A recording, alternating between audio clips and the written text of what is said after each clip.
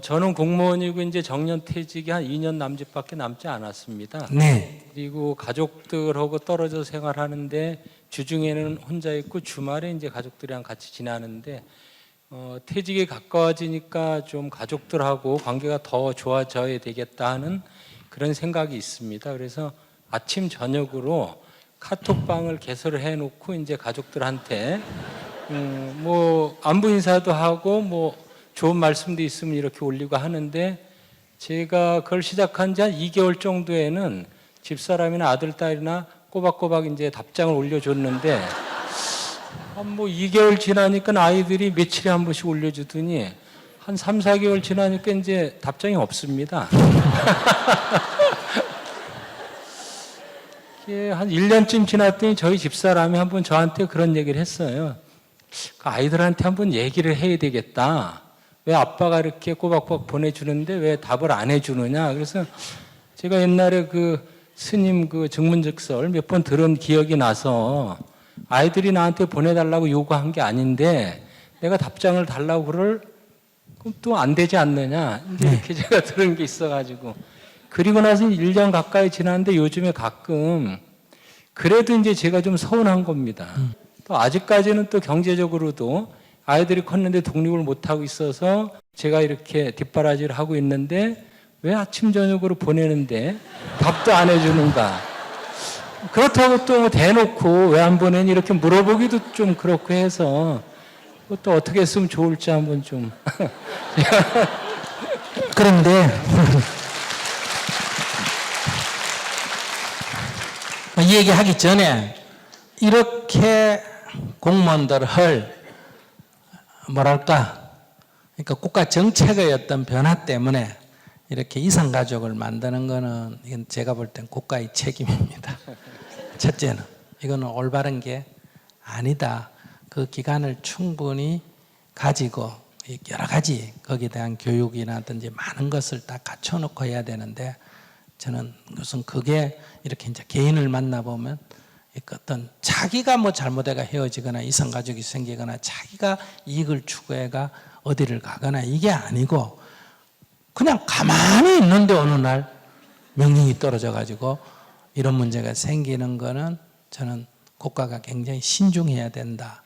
제가 제주 강정마을 같은 데 갔을 때나 이번에 성주 4대 배치 문제 같은 데 보면 그분들이 뭘 잘못해가 불이익을 받는 게 아니고 어느 날 아침에 자고 일어났는데 국민을 보호해야 할 국가가 국가라는 이름으로 그 주민들에 대해서 불이익이 오는 원하지 않는 일을 어느 날 갑자기 때린단 말이에요. 그러면 주민들은 생업에 종사해야 되는데 그 문제를 해결한다고 1년, 2년씩 싸워야 되고 나스팔대 나가 앉아야 되고 이러잖아요.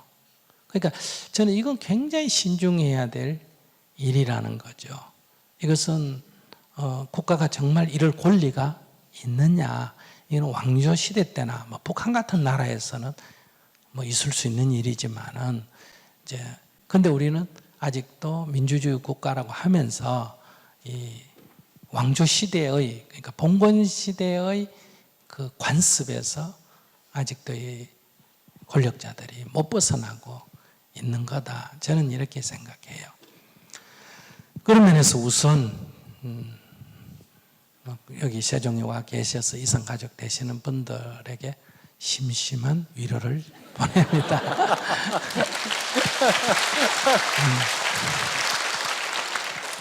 이럴 때 딱 애가 가기 싫으면 사표내라 이렇게 얘기하는 것은 맞지가 않다는 거예요. 그러니까 선택의 여지가 없이 이렇게 오게 됐죠. 제 원칙은 내가 움직인다면 저는 부인이 내려와야 된다고 생각합니다. 부인이 내려와야 된다. 부인은 자식은 두고 자식은 그냥 둬야 돼요. 내려올래? 내려와서 고등학교 넣든지 중학교 넣으면 되고 안 내려오겠다면 그래 늦기를 밥 먹고 지내라. 이런 딱 원칙이 있으면 이런 고민이 안 되는데 평소에 부인의 입장에서 볼 때 늙은 남자보다는 젊은 남자가 더 좋은 게 아닌가.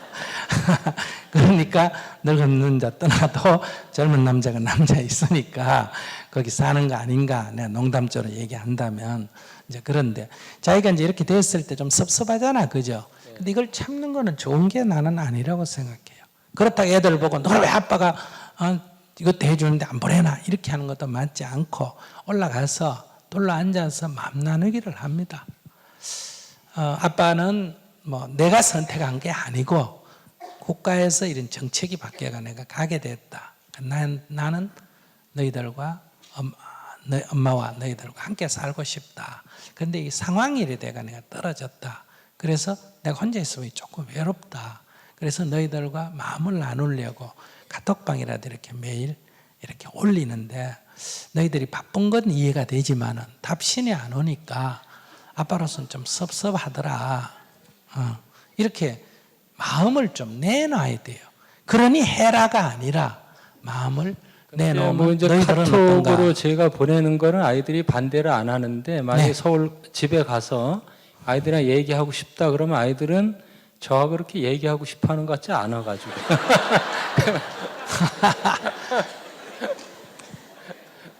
얼마나 권위주의로 살았긴데. 그러면 이제 두 가지 길이에요. 그래도 20살 미치면 부모로서의 의무가 있기 때문에 그냥 그건 어쩔 수가 없어요. 그건 내가 낳은 죄이기 때문에 키워야 되는데 만약에 20살이 넘었다 그러면 자기도 대응을 하면 돼요. 그러니까 다음 달 용돈을 끊어버리면 돼요. 그러면 카톡이 올 거 아니에요. 아빠 왜 용돈 안 보내줘? 그럼 나도 답이 없는 거예요. 그러면 답이 없는 거예요. 그럼 3번, 4번 오면 그럼 내가 이제 거기에는 답을 하지 말고 내 답을 보내는 거예요. 아시겠어요?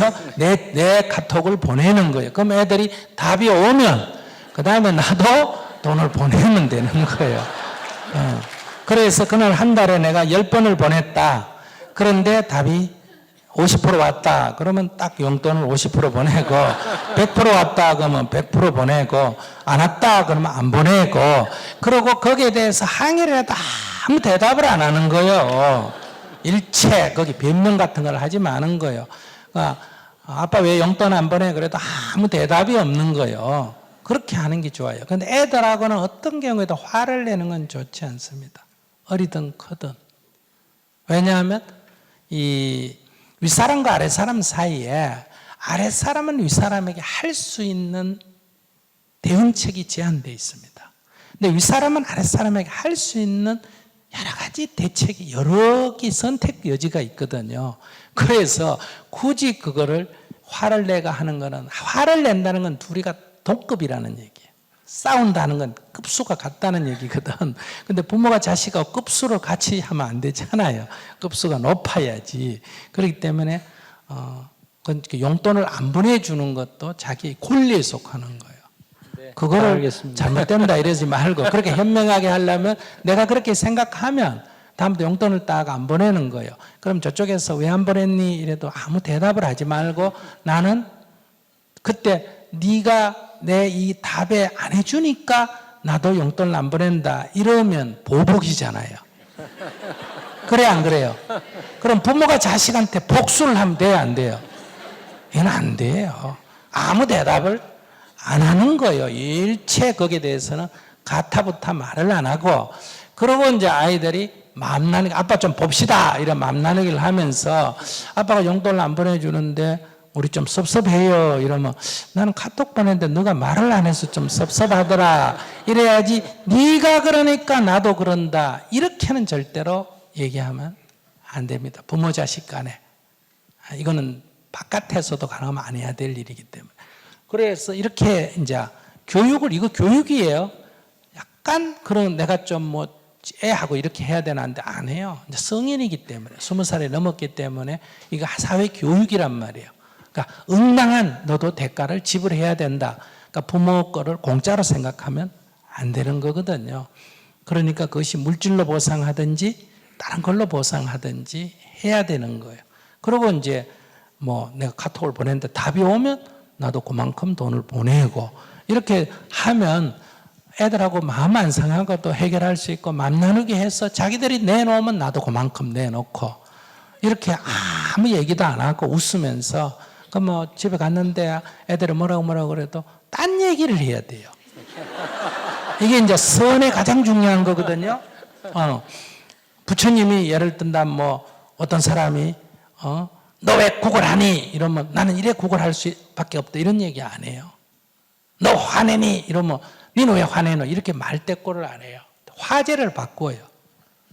그러니까 아빠 왜 영단 안 보냈어? 이러면 학교 잘 다니나? 이렇게 아시겠어요? 전혀 동문서답을 하는 거예요. 그래서 선을 동문서답이라 그러잖아. 그게 동문서답이 아니고 이렇게 상대의 말기에 넘어가지 않는다 이 얘기예요. 그러니까 화를 벌컥 내면 왜 화내니? 이래 안 하고 아이고 힘들겠다 이렇게 접근하는 거예요. 그러니까 부모라면 그 정도 여유를 갖고 자기가 괘씸하면 이게 안 됩니다. 금방 내가 말려들어요. 확 튀어나온단 말이에요. 너가 지금 1년 동안에 이렇게 이제 나오면 아버지가 꽁한 사람이구나. 우리 그것 좀 안 보냈다고 그걸 딱 마음에 심고 가지고 있다가 결국은 나오구나. 이런 존재가 되면 권위가 없어지잖아. 그죠? 그래서 전혀 엉뚱짓을 하는 거예요. 그러면서 이렇게 교육을 시킬 수가 있죠. 그러니까 그거는 아버지한테 잘해라가 아니라 세상에 나가서 살 때 남한테 도움을 받았으면 고마운 줄을 알아야 된다 하는 교육에 속하기 때문에 이거에 대한 복수 문제가 아니고 얘들이 내가 너무 자식이라고 귀여워만 키웠더니 이게 사회교육이 잘 안 됐구나. 이참에 내가 아이들하고 사회교육을 좀 해야 되겠다. 이렇게 이제 그러면 감정적이지 않잖아. 그죠? 이렇게 해야 돼요. 이것이 자식을 위하는 부모의 사랑에 속하는 거예요. 이제 이렇게 해보겠습니다.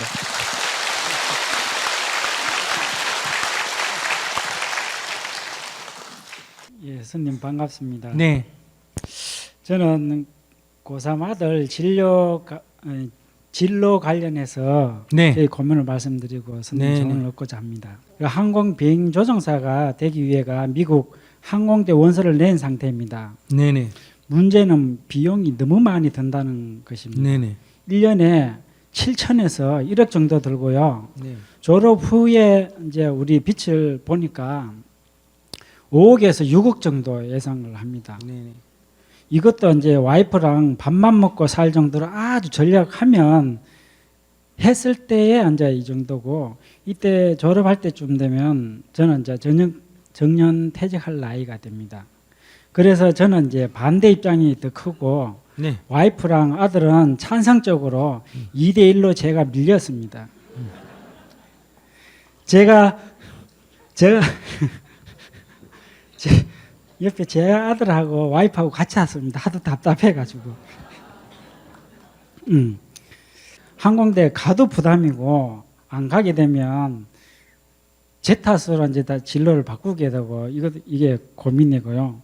그 다음에 와이프가 고집이 너무 세가지고, 자식한테 해주는 거 좀 바꿀 수 있는 방법이 제가 어떻게 하면 그는 고집을 좀 내려놓을 수 있을까 해서. 자기 고집을 내려놓는다는 거요. 와이프 고집을 좀 고치겠다는 거.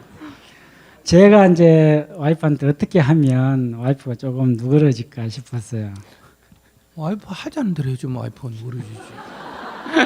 너무 쉽지 뭐. 그러니까 하자는 대로 하면 이게 참 고민이 생기고. 무슨 고민이 생기는데? 아까 말씀했다시피 이거 빚이 늘어나고, 빚이 늘어나면 이자 감당하고 이렇게 생활하다 보면 괜히 제가 또 짜증나고. 그러면 안 해주면 되지 뭐. 뭐 걱정해요. 안 해주다 보니까 또 아들이 내 때문에 이거 또 진로를 바꿔가 나중에 또 뭐라고 할까 싶고 뭐 그렇습니다.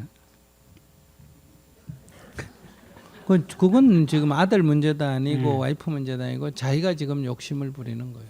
예, 맞습니다. 그러니까 없는 돈에 유학도 보내고 와이프하고도 잘 지내고 애들한테도 좋은 소리 듣고 그런 건 없어요. 사람이라는 거는 이걸 선택하면 저걸 이뤄야 되는 게 인생인데, 그러니까 자기가 돈을 선택을 하려면 아들이나 와이프로부터 좀 욕 좀 얻어먹으면 되는 거고, 뭐 아들하고 와이프하고 잘 지내려면 비들 좀 태산같이 지가 허리가 부러지면 되는 거고. 그러면 내가 자기한테 물어보면 그러면 스님으로서 대중으로부터 사랑도 받고 집에 가면 뭐 와이프도 있고 애도 있고 이러려면 어떻게 하면 되느냐고 물으면 뭐라 그러길래. 부인 있으면 사람들이 비난하고 그렇다고 사람들 인기 있어봐 이거 아무 소양도 없고 요 자리에서만 좋다고 그러고 다 갚버리고 밤엔 내 혼자 남는데.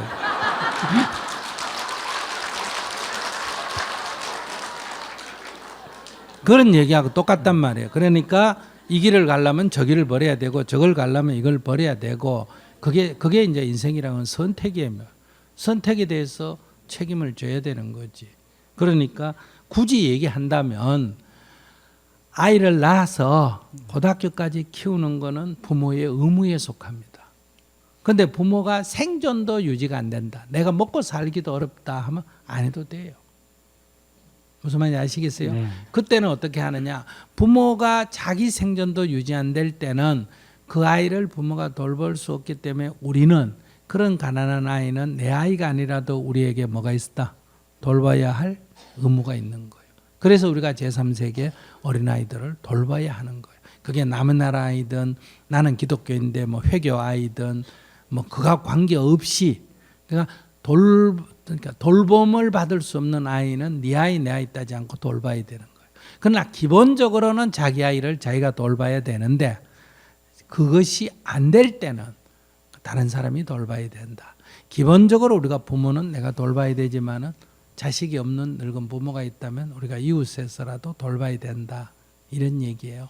그런데 자기가 돌볼 수 있다 그러면 자기는 기본 우리 한국 같으면 고등학교 과정을 돌보면 되지. 그 이상 돌보는 건 자기 책임은 아니에요.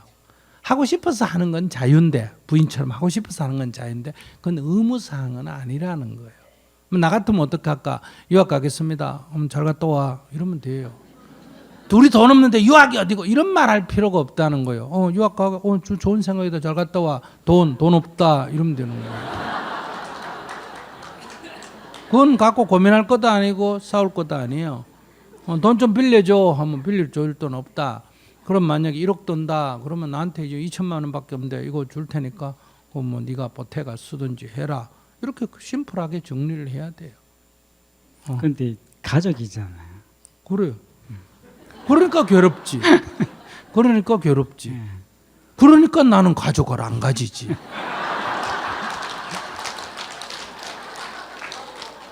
여기에 무슨 제3의 왕도라는 건 없어. 그냥 내가 자기가 경제력이 그런 무슨 재벌도 아니면서 무슨 재벌 같은 부모가 되겠다는 욕심 때문에 이게 고민이 되는 거예요. 고민할 필요가 없다는 거예요. 그냥 내 할 도리 딱 하고 내 할 도리도 안 하면 문제면 내 할 도리 하고 이건 내가 아빠라서는 할 수가 없는 거야. 이렇게 하면 되지 뭐. 그럼 마누라가 뭐 자기하고 이혼을 하면 뭐 이혼해가 살면 되지. 그건 뭐 방법이 없단 말이에요. 내 할 도리가 아니니까. 그러나 이제 그런데 마누라가 너무 아까워가 읽기가 싫다. 그러면 빚을 좀 줘야지 어떡해. 이 무슨 제3의 길은 없다는 거예요. 마누라를 고치는 거 그걸 나한테 묻는다. 마누라 고집을 좀 꺾어주면 좋지 않겠느냐. 그건 나는 그런 능력은 없어요.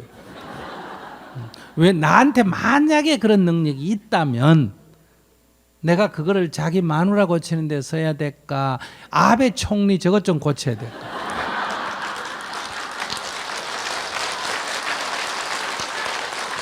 내 지금 아베 총리가 저렇게 발언하는 것도 뻔히 보고 지금 이렇게 사는데 왜 이렇게 살까?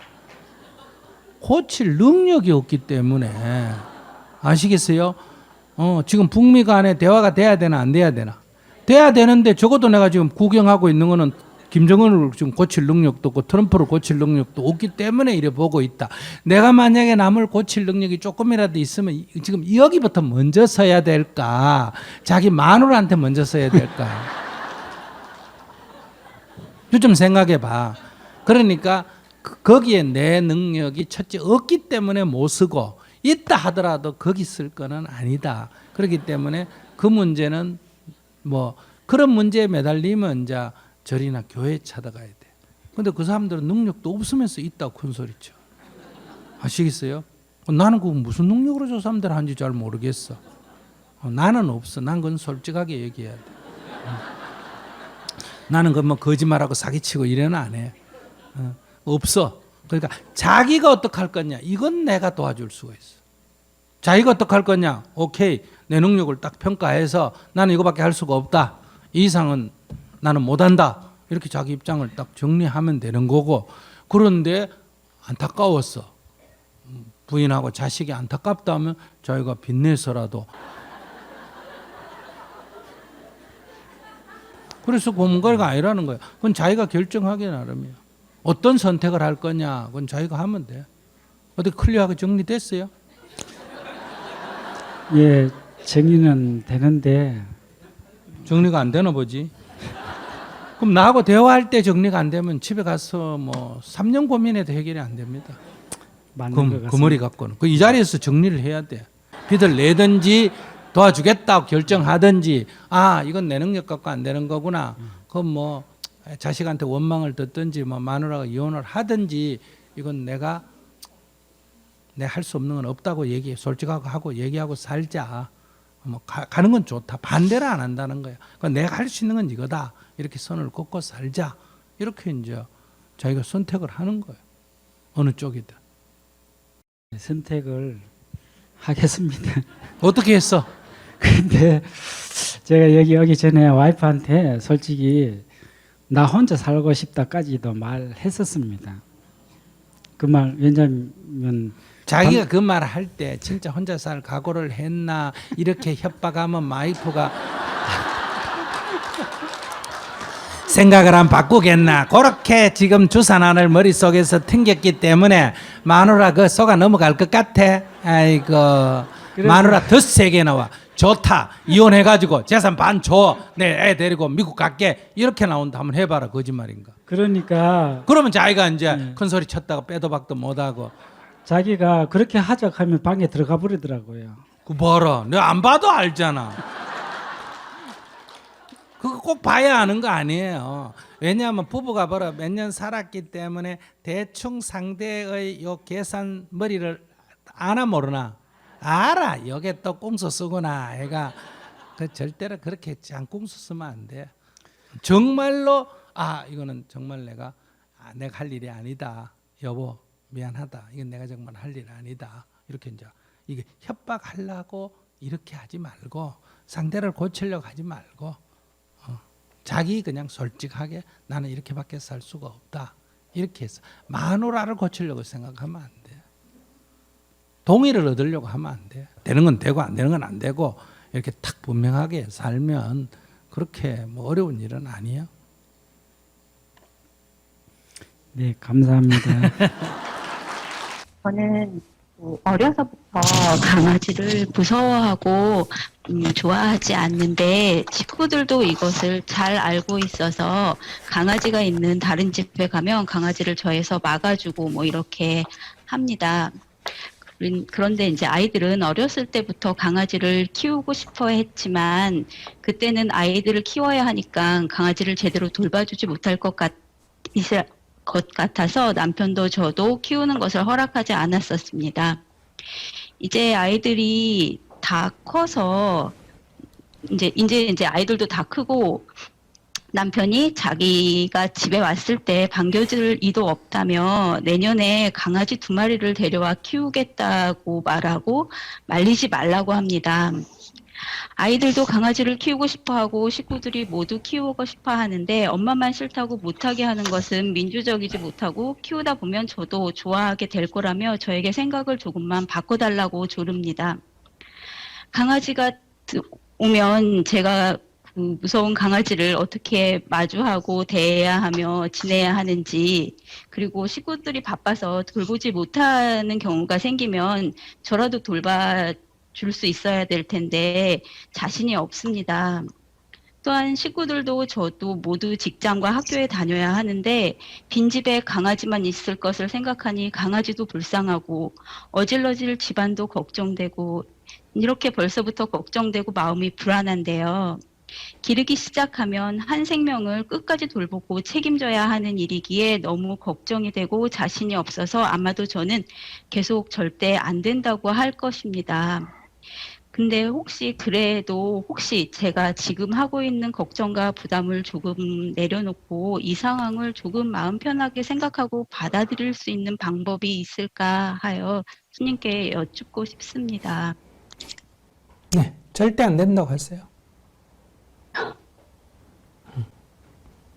내 죽는 꼴 보려면 해라. 이렇게 꽉 세게 나왔어요.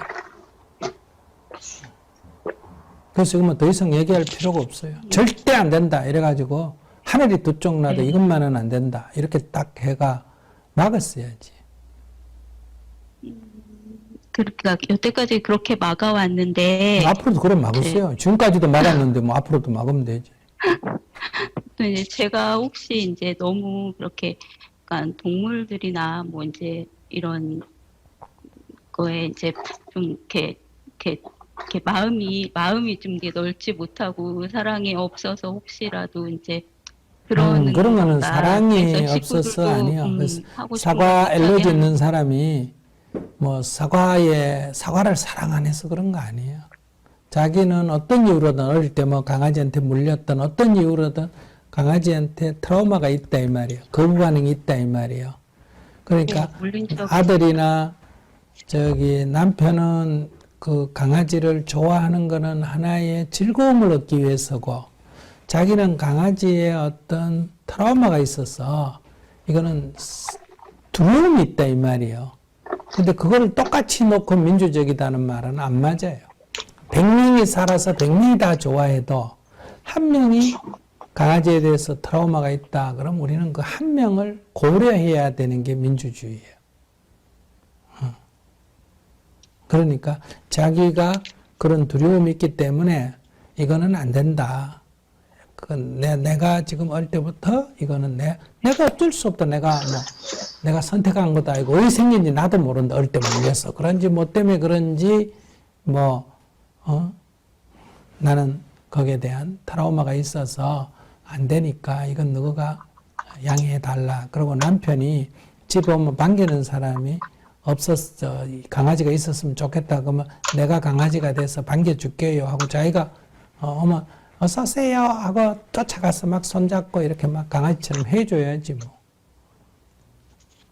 예, 근데 이제 그러니까 제가 그래서 이제 그 얘기를 들은 이제 다음 날 이제 남편이 퇴근할 때 사실 이제 문 앞에서 남편을 반기고 이제 뭐 수고하셨다 어서 오시라 뭐 옷도 받아주겠다 이러는데 남편 눈 동그래지면서 갑자기 왜 이러느냐 지금 정상인 거냐 뭐 이제 이렇게 농담이었겠지만 좀 이렇게 어색하게 웃더라고요. 그야 하도 안 그러다가 갑자기 그러니까 어색하지. 예, 그런 게 부족하긴 하고. 근데 그게 이제 조금 있으면 좋아져. 그러니까 그때는 웃으면서 아이고 강아지 사온다 그래 내가 강아지가 되기로 했습니다. 난 강아지 사오는 것보다 내가 강아지 되는 게 숫자 낫다고 생각해서 오늘부터 강아지 될게요. 이렇게 자기도 웃으면서 그렇게 얘기하면 되지.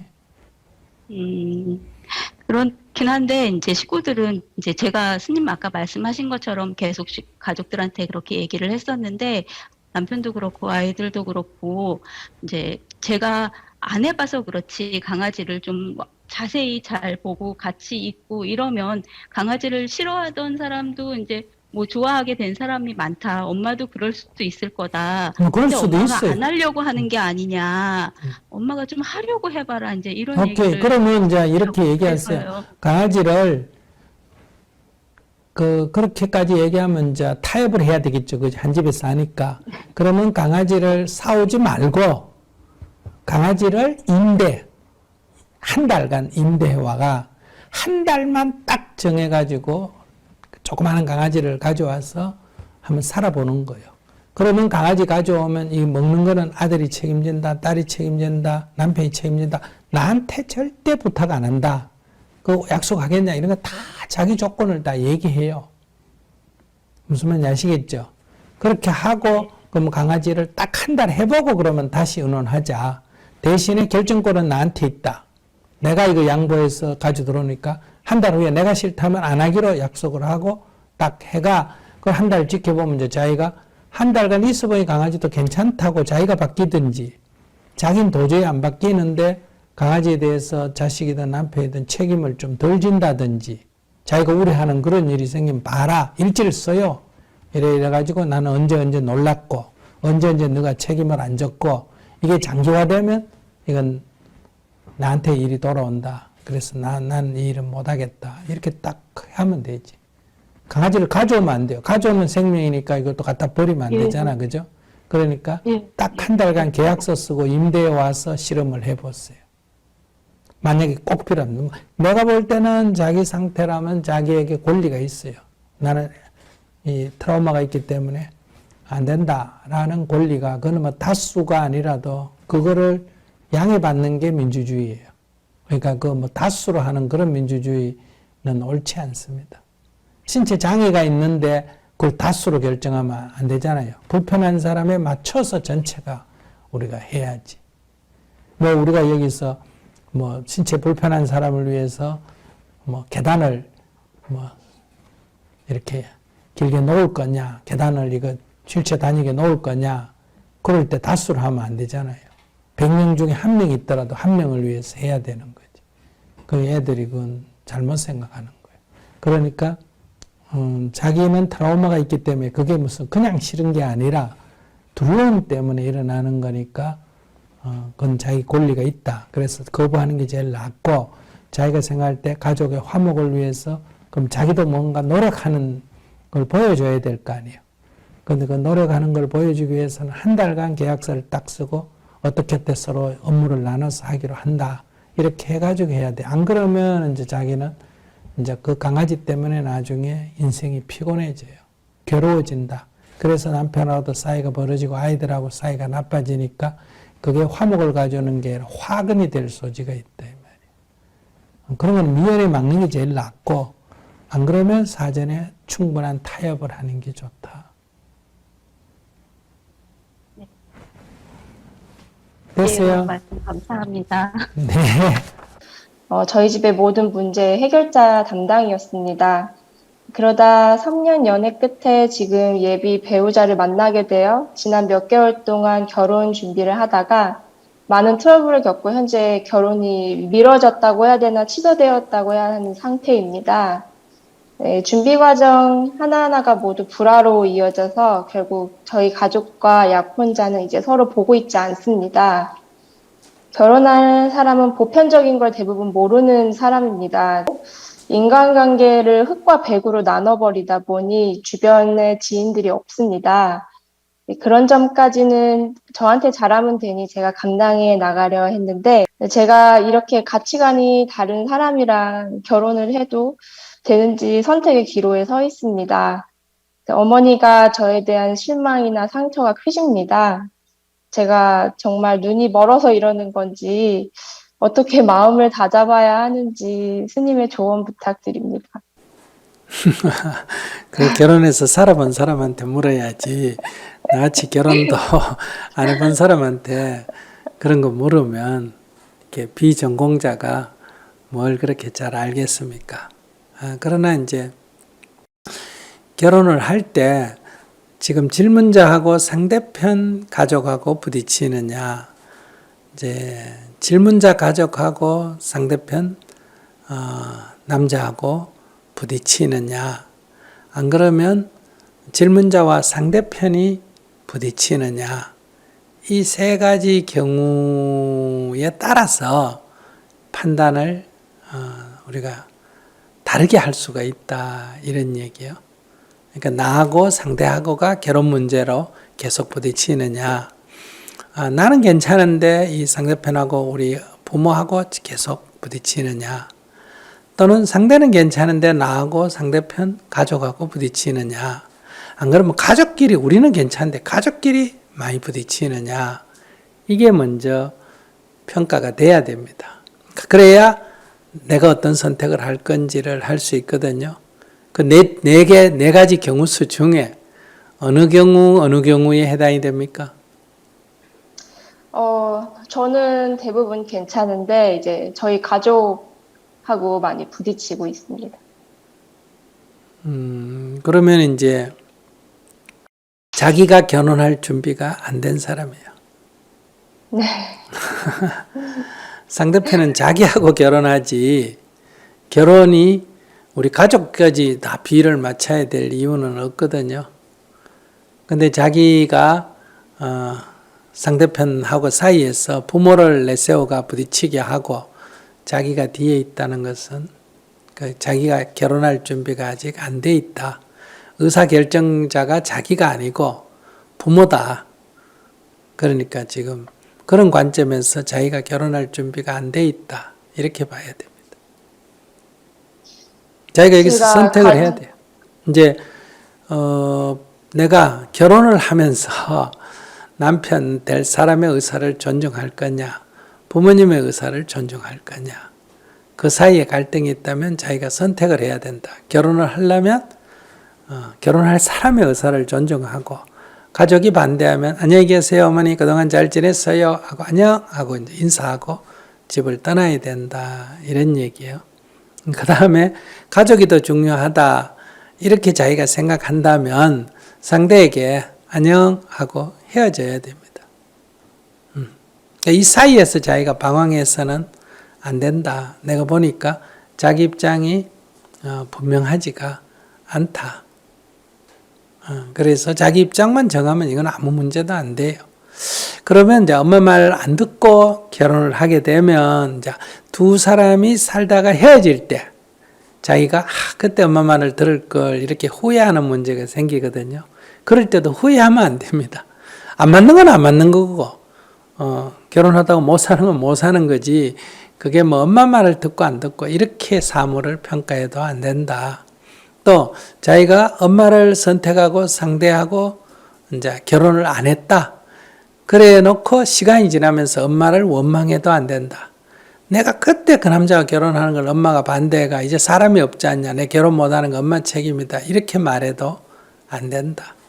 이게 다 지금 자기가 책임 회피할 핑곗거리를 지금 가지고 있는 거예요. 결혼을 하면 이제 나중에 이제 엄마가 반대하는 거를 내가 해서 후회하는 일이 벌어질 거고, 결혼을 안 하게 되면 엄마가 반대가 내 결혼 못한 거를 이제 원망하고 후회할 거다.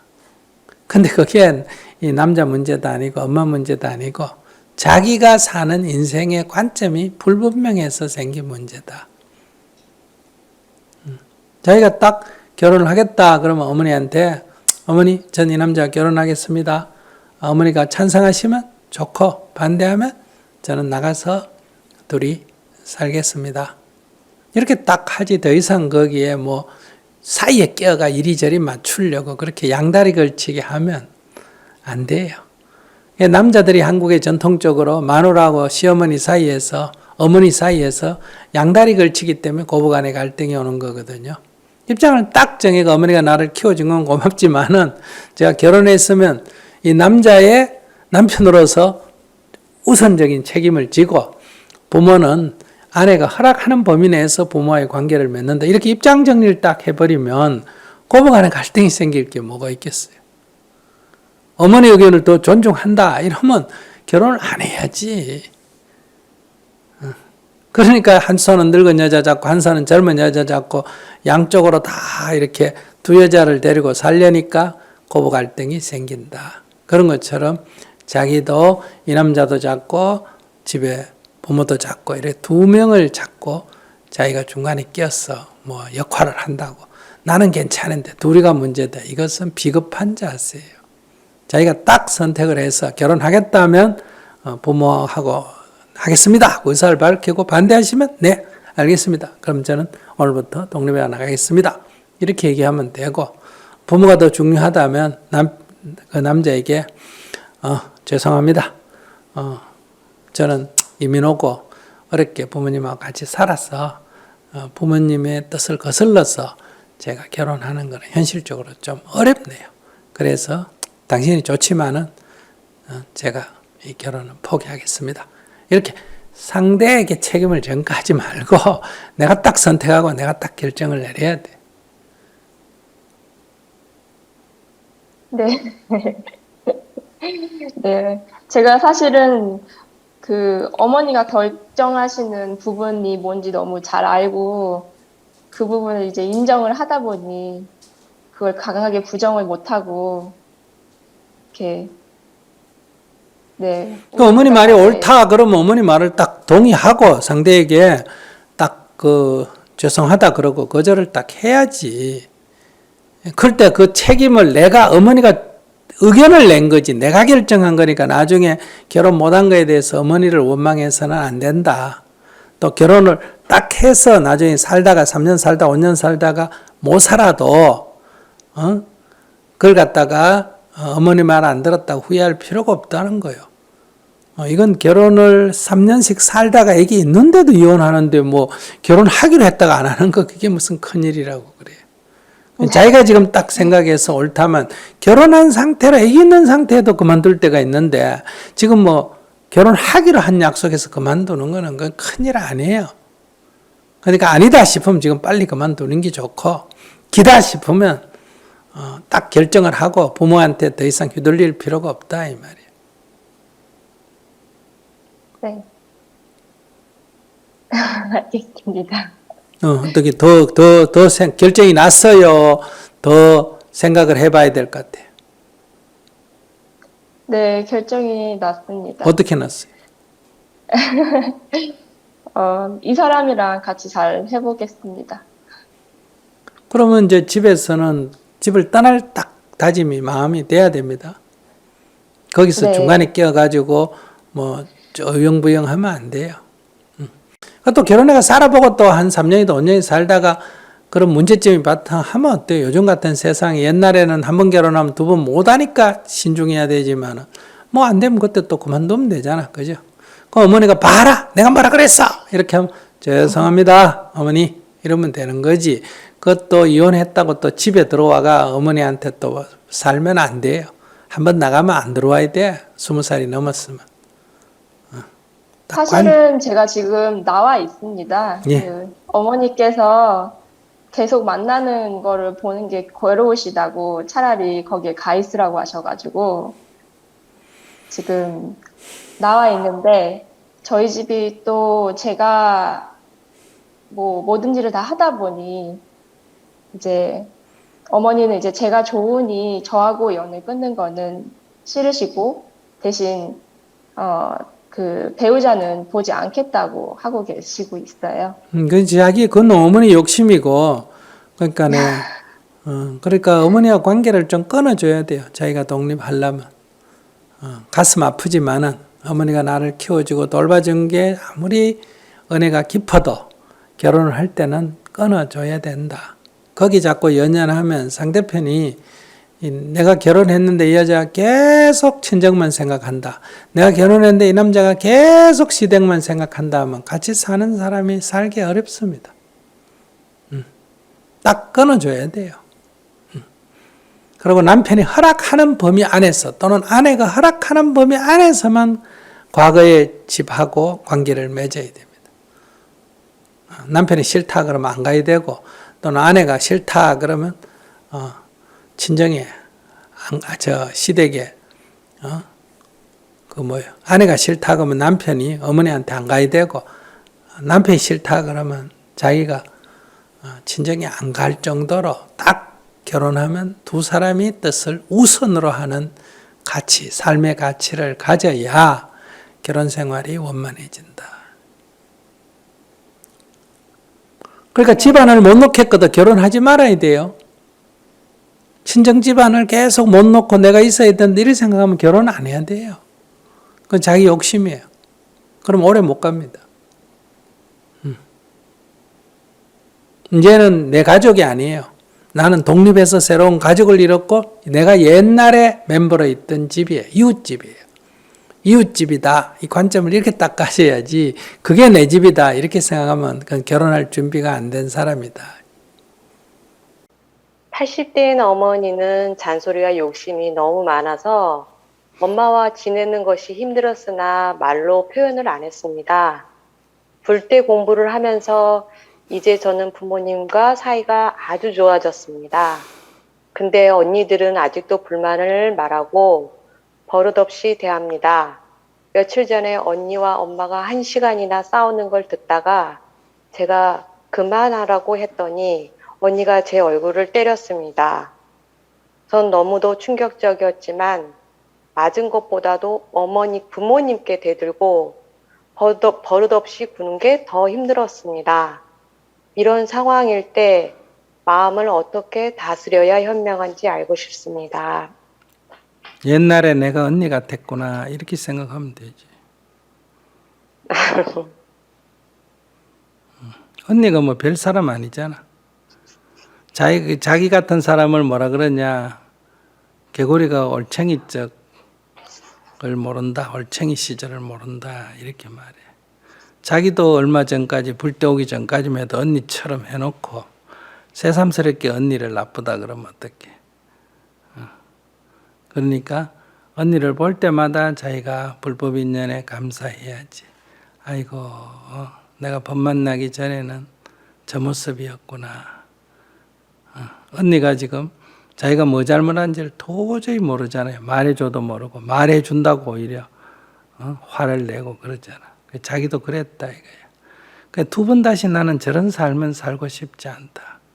이런 게 딱 강하면 언니를 볼 때마다 내가 이 법을 만난 것을 기뻐하고 법에 대한 믿음이 커지기 때문에 언니가 있음으로 해서 내 수행이 더 깊어질 수가 있는 거예요. 안 그러고 언니가 없으면 내가 처음엔 이러다가 좀 있으면 또 옛날로 돌아가 버린다 이런 얘기. 여러분들이 결혼 생활 하다가 못 살아가지고 저한테 상담을 많이 하잖아, 그죠? 매일 저거 둘이 내가 결혼하지 말라고 말리면 말 듣습니까? 남 부모가 말리고 옆에서 말리는데도 결혼을 해놓고는 헤어질 때는 또 어때요? 또 말려도 또 말 안 듣고 또 헤어지잖아, 그죠? 그런 걸 보면 제가 혼자 사는 게 얼마나 잘했나. 늘 나한테 이게 공부거리잖아. 나한테 교훈을 주잖아, 그죠? 나도 혼자 뭐 이렇게 살다 보면 그런 거 안 보고 다 두 부부가 결혼해가 잘 사는 것만 보면 어떨까? 가끔 가다가 결혼해서 사는 것도 괜찮겠다 이런 생각을 할 수도 있어요, 없어요? 있죠. 근데 맨날 싸운 것만 보니까 오히려 그런 생각을 덜 할 수도 있지. 그러니까 자기가 언니를 보면서 내가 법 만난 게 참 잘했다. 내가 엄마한테도 가끔 화를 내려고 하다가도 아이고 내가 언니 꼴 뗀다 이렇게 생각하면 자기 공부하기에는 좋지. 언니가 괴로울 뿐이지. 그리고 그거는 내가 말한다고 되는 건 아니에요. 그건 언니하고 엄마하고 저거 성질대로 사는 거니까 산에 있는 뭐 염소떼가 저거끼리 수컷끼리 싸워가지고 이긴 사람이 암컷하고 교미하고 이거는 생태적으로 보면 우성, 그러니까 우월한 종자를 갖기 위한 자연 법칙이거든요. 그걸 가지고 저 순념소는 불쌍하다, 이 순념소는 나쁜 놈이다 하고 때리고 이러면 안 되잖아요. 그건 그들의 삶이잖아, 그죠? 당분간 두듯이 그렇게 언니하고 엄마는 서로 업식을 가지고 그렇게 언니의 그 업식이 엄마한테서 배운 업식이고 다 그런 거란 말이에요. 그러니까 이렇게 사니까 그걸 갖다가 나도 이 업식에 끄달려서 저렇게 살아서는 안 되겠다 하는 반성의 그냥 기회로 거울로 그냥 삼으면 되지 거기에 관여할 필요는 없다. 자기가 시건방지게 거기에 관여를 하니까 언니가 네가 언제적부터 그따위 소리를 했냐 이래가 화가 나가지고 밤따기를 때리고 이런 일이 생긴다. 그렇다 하더라도 폭력 행위는 잘못된 거예요. 좋은 건 아니야. 그런 건 경찰에 고발해가 바로 데리고 가야 돼. 그러나 뭐 봐주니까. 그래서 더 이상은 이제 거기 관여하지 마라. 그냥 구경하든지 구경하는 게 불편하면 그냥 방문 닫고 나가버리고 저끼리 싸우든. 왜냐하면 자기하고 엄마하고도 그래 말다툼하고 괴로워하고도 지금까지 살아왔잖아. 그건 그렇게 사는 거예요. 그런 걸 보면서 나는 저렇게는 안 살아야 되겠다 하는 자기 수행의 과제로 삼으면 된다. 그리고 언니가 불쌍해 보이면 행복학교를 소개하든지 유튜브를 보내주든지 언니가 잘못했다 하고 보내주면 절대로 안 봅니다. 기분 나쁘기 때문에. 자긴 잘못했다는 생각이 전혀 없어. 그렇기 때문에 그런 얘기는 하지 말고 언니가 행복했으면 좋겠다. 이런 관점에서 유튜브를 보내주고 나중에 행복학교를 권유하고, 불교대학을 권유하면 또 종교 뭐 한다고 또 난리를 피울 수도 있으니까 그렇게 해서 조금 마음의 문을 열도록 한 뒤에 이제 다른 얘기를 해야 돼.